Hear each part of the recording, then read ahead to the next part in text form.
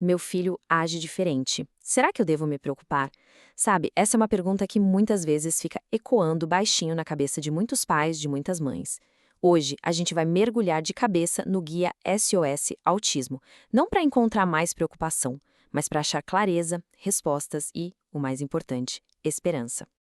Bom, vamos lá. Porque antes de qualquer nome técnico, de qualquer diagnóstico, tudo sempre começa com uma coisa bem mais simples. Uma observação, uma sensação, é aquele sentimento lá no fundo.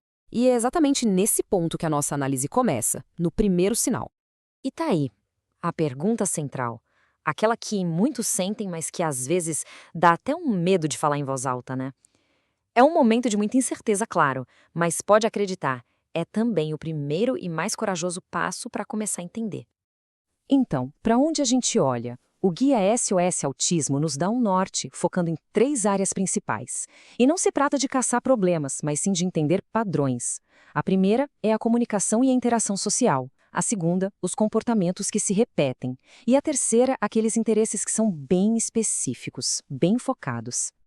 E olha, isso aqui é poderoso. Quantas vezes a intuição, especialmente a da mãe, percebe as coisas? Ela capta aqueles detalhes que ninguém mais vê.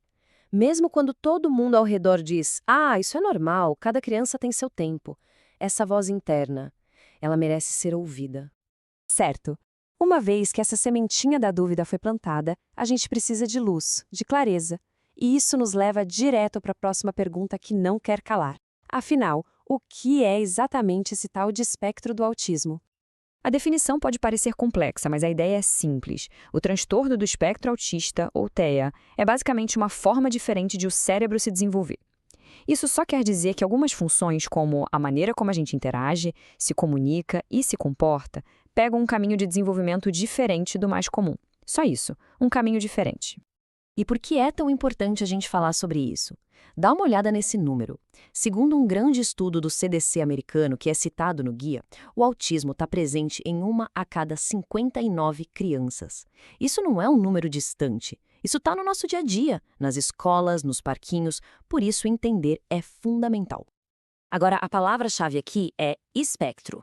Pensa numa paleta de cores. Não existe uma cor só, né? Existe uma infinidade de tons. O autismo é assim. Para ajudar a entender, o Manual de Diagnóstico, o DSM, fala em níveis de apoio. Por exemplo, no nível 1, a pessoa pode ter mais dificuldade para começar uma conversa. Já lá no nível 3, os desafios na comunicação são bem maiores e a necessidade de apoio também. Isso mostra como o autismo é diverso. Ok, entender o que é o espectro é o primeiro passo. Mas o guia deixa muito claro que saber por si só não basta. A grande virada de chave é o que a gente faz com essa informação. E é aqui que a gente entra no poder imenso de agir. E agir agora. Essa frase do livro, ela é forte. É um chamado para a ação, mas não um chamado de desespero. Pelo contrário, é um chamado cheio de otimismo sobre tudo que é possível conquistar. E a ciência que sustenta todo esse otimismo tem um nome que parece até de filme, mas é a coisa mais real do mundo. Neuroplasticidade. É a capacidade incrível que o nosso cérebro tem de se adaptar, de mudar, de criar novos caminhos.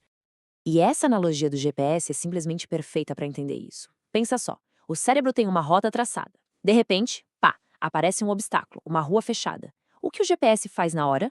Ele recalcula a rota. O cérebro é essa máquina fantástica que faz a mesmíssima coisa. Ele cria novas estradas, novas vias neurais para chegar no destino. A intervenção precoce é como se fosse o melhor engenheiro de tráfego, ajudando a recalcular essa rota. Isso não é só teoria não, viu? O guia traz exemplos reais, como o caso do Dudu. Ele começou as intervenções com apenas 9 meses de idade. A história dele é a prova viva do impacto transformador que uma ação rápida pode ter. A história do Dudu mostra que agir cedo funciona. Mas como é esse caminho do progresso na prática? Vamos desmistificar de uma vez por todas o que essa palavra, intervenção, realmente quer dizer. A primeira coisa, e talvez a mais importante, é mudar a nossa perspectiva. Intervenção não tem nada a ver com cura.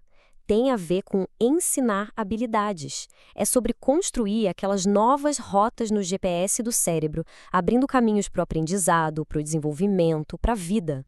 E o melhor de tudo é que não é um caminho no escuro.